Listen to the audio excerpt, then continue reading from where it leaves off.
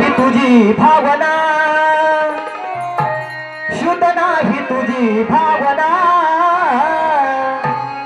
देव कोठे आहे सांगना, शुद्ध नाही तुझी भावना,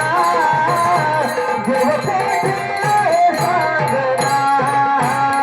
शुद्ध नाही तुझी भावना, देव कोठे आहे सांगना, शुद्ध नाही तुझी भावना, देव कोठे आहे सांगना. आषाढी कार्तिकी एकादशीला साधू संत येती देवा, तुझ्या